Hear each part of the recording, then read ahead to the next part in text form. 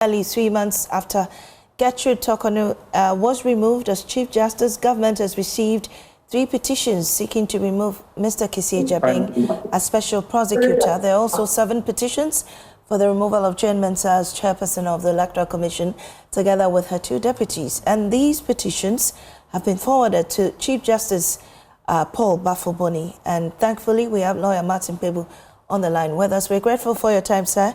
I know you're very busy this morning, but thanks all the same for joining us. And really, I'm curious, are you behind the petition for the removal of the SP?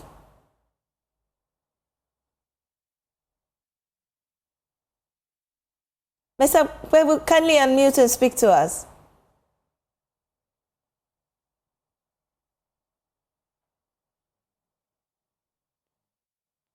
Hello? Great, I can hear you now. Yes, okay. So, Manesi, yes. I'm saying I'm not behind those petitions. Okay. But what I'm doing is that I'm preparing mine. I'll file mine later by Wednesday. Yeah, so there's going to be another petition. Yeah, because I have some grounds. I believe my grounds will be different. If they happen to be the same, well, the cases may be consolidated. But we need to get Kissie Jabing out of the office. He's done too many bad things. So your petition is specifically for the Special Prosecutor? Absolutely, yes. Kissie Jabing is the one I want to have removed. Yeah. All right, but is this normal that within 3 months of the removal of the Chief Justice, we have petitions seeking the removal of the Electoral Commissioner and her 2 deputies, and of course the SP as well? Is this really normal? No, very, very, very, very normal. Very normal. It just tells you that citizens have become very vigilant, right? And are engaged. So once citizens find that these duty bearers have breached the law, then citizens have a right to present the petitions. So it doesn't matter that you just had the removal of the Chief Justice. Indeed, even at the time that the Chief Justice removal proceedings were ongoing, we knew that there were petitions for the removal of Jane Mensah. Yeah. So it's always been there. Even Joy FM, you did some stories on those petitions where the petitioners complained that President Mahama hadn't forwarded the petitions, etc. So you did a story complaining that those petitions should have been forwarded. So it tells you that it's not as if the petitions were filed after the Chief Justice had been removed. No. Some of them were filed whilst her process was ongoing. I would even be surprised if some were filed before her process started. Well, we know of the Chief Justice, the processes, the procedures, which is aligned with Article 146. Is this the same for the removal of the Electoral Commissioner and her deputies, as well as the SP? Yes, largely the same. So I say largely because, so let's say this, for the Electoral Commissioner and her deputies, yes, they are far more similar to the Chief Justice, so we'll take time and break it down. I'm just giving the summary. But for Kissie Jabing's own, the difference is that the law has expanded the grounds for the removal. That's one. And then number 2, there are strict timelines. So maybe let's deal with Kissie Jabing's own, since that has a timeline. So under Section 15 of the Act 959, that's the Office of Special Prosecutor Act, when the petition is received, the President must forward it to the Chief Justice within 7 days. Yes, 7 days. So conveyor belt, the President has no discretion, just forward it to the Chief Justice within 7 days.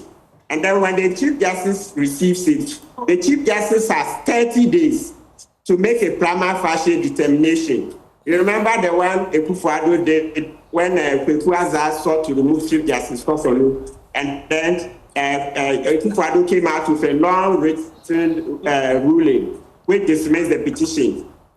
So now Chief Justice Bafoboni will be working on the same within 30 days. So if at the end of it, if Chief Justice Bafoboni's determination is that yes, there's a prima facie, in simple words, yes, there's a case for Kissie Jabing to answer, then within 14 days, they have to set up the committee, like the Justice Puaman committees, the 5-member committees. At this time, when it is set up, it will have more judges on it. That's one other difference, to have more judges on it. And then they have 90 days, 3 months, 90 days to finish. So you see that this one is different because it has timelines all throughout the value chain. Yes, so that's it for Kissie Jabin. Right. So once the committee is set up, within 3 months, they must finish. Okay. Now, when it goes... Okay, let's go to the EC. The EC and her deputies. The EC commissioner has the same terms and conditions as a court of appeal judge. So her removal is governed by Article 146. The same for her deputies, who have the same terms and conditions as a high court judge. So the EC commissioner is senior to her deputy.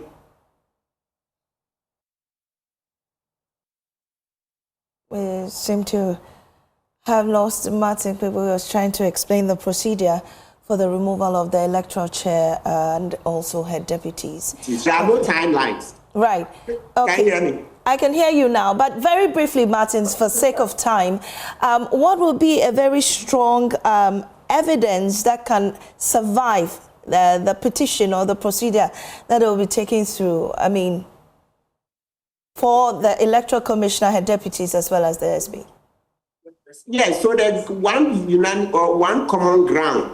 It's incompetence. So if you can show that the office bearer did not perform his work well, like in the case of the SP, he said he saw Oforiatta absconding, and he didn't know how to even summon Ghanaians to stop Oforiatta. That speaks to incompetence. That speaks to causing the office to be ridiculed, the office to be held in contempt, to be held in disrepute. Because as a policeman, you see your suspect running. You couldn't shout to the general public to come and help you arrest Oforiatta. And besides, the special prosecutor lied that he went to NIB for help and NIB didn't help. I wrote to the NIB. I have a letter where the NIB said he never came there. And I spoke with the previous head of NIB. He said Kissie Jabin never came there. So if you put such evidence on paper and the people come and testify, it's sufficient to remove him for stated misbehavior and incompetence. When it comes to the EC and her deputies, for them,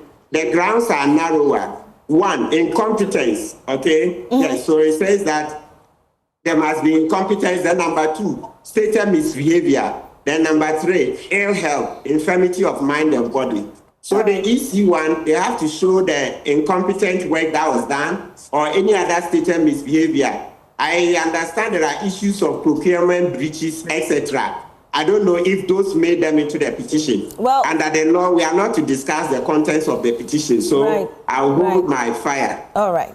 Thank you very much, Martin. We'll definitely follow up and get much details on these petitions. Thank you.